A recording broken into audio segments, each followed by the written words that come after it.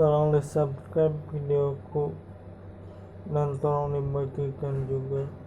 Jika menurut kalian videoku bermanfaat, tolong bunyikan loncengnya agar kalian tidak ketinggalan video dariku. Terima kasih semuanya. Apakah sholat harus pakai usolli? Niat itu cukup didiamkan atau perlu dilafadzkan? Teman-teman sekalian, semua amalan kita harus ada niatnya agar berubah menjadi nilai ibadah. Hadisnya innamal a'malu binniyat, artinya segala bentuk pekerjaan itu tergantung pada niatnya. Jadi semua aktivitas kita mesti ada niatnya agar aktivitas kita bisa berubah menjadi ibadah. Fungsi niat itu untuk membedakan aktivitas yang satu dengan yang lainnya. Maaf, apa bedanya antara salat duhur dan asar? Ya, waktunya bisa beda, tapi kalau Anda lakukan jamaah dilakukan satu waktu, bedanya dalam niatnya. Baik, segala sesuatu itu tergantung pada niatnya. Nah, kita tarik dalam salat. Kapan kita menghadirkan niat itu? Kata Imam Asy-Syafi'i, niat itu Anda hadirkan dalam hati bersamaan dengan takbir. Lisan mengucapkan Allahu Akbar, hati Anda mengucapkan mau salat apa. Ini sepakat para ulama, niat itu adanya di hati. Semua ulama sepakat amalan hati disebut niat. Kalau sudah masuk ke lisan disebut lafaz. Kalau Anda mengucapkan kalimat tertentu itu bukan niat, tapi disebut lafaz. Kalau anggota tubuh bergerak disebut harokat. Saya ulangi, ucapan dalam hati disebut niat. Apa yang diucapkan lisan disebut lafaz. Pergerakan anggota tubuh disebut harokat.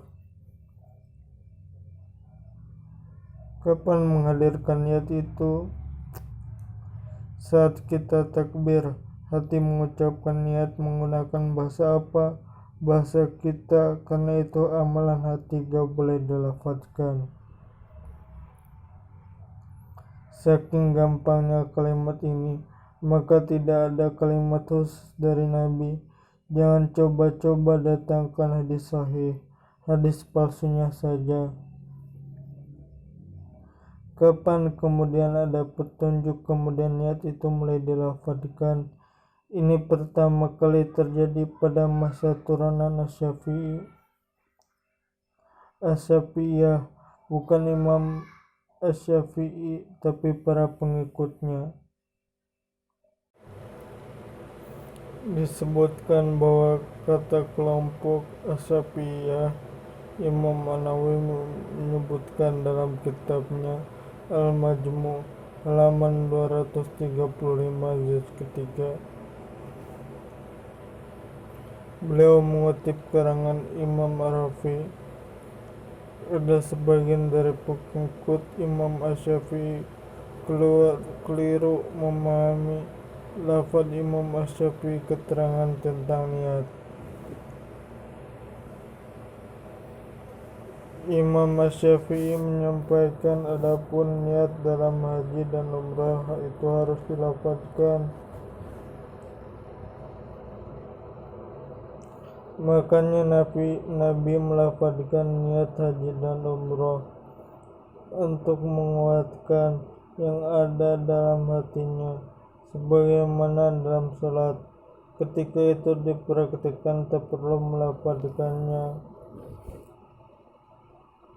sebagaimana niat dalam salat tak perlu dilafadzkan. Sebagian dari kalangan Asy-Syafi'i mengatakan itu maksudnya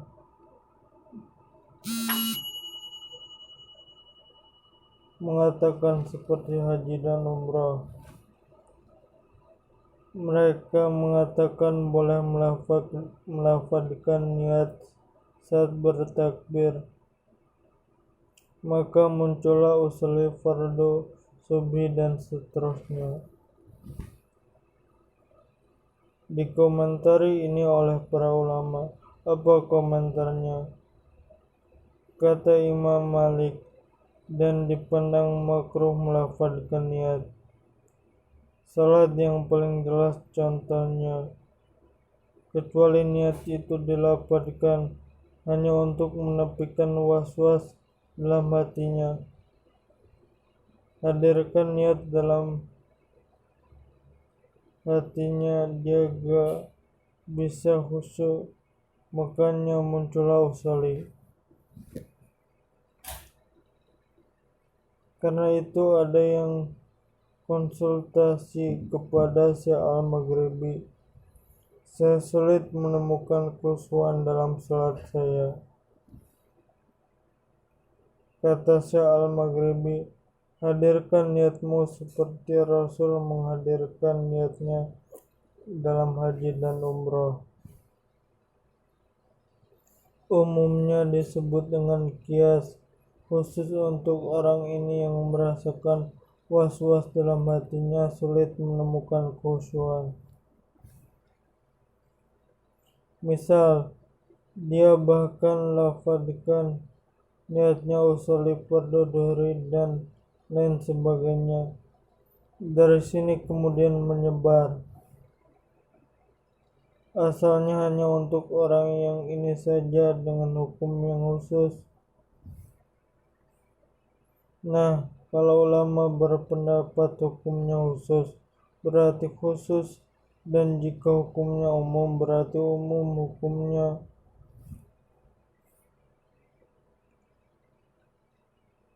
Tapi disebarkan maknanya. Nah, ini kita ambil pendapat yang pertengahan. Jika tidak ada was-was dalam hatinya, maka tak perlu dilafadzkan niatnya.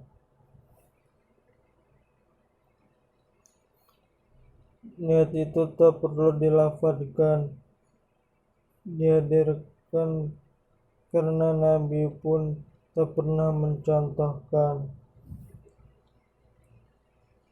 kecuali jika Anda keadaannya seperti tadi, merasakan was-was dalam hatinya, sulit menemukan khusyuan, maka Anda boleh melafadzkan niatnya. Persoalan tentang niat dalam salat. Kata Rasul, posisi niat itu adanya di dalam hati. Jadi niat itu adalah ucapan hati, tidak ada kalimat khusus dari Nabi. Para ulama ada 3 pendapat ini tentang niat dalam salat. Pertama, mutlak membolehkan. Kedua, mutlak melarang, karena tidak ada tuntunannya atau hadisnya.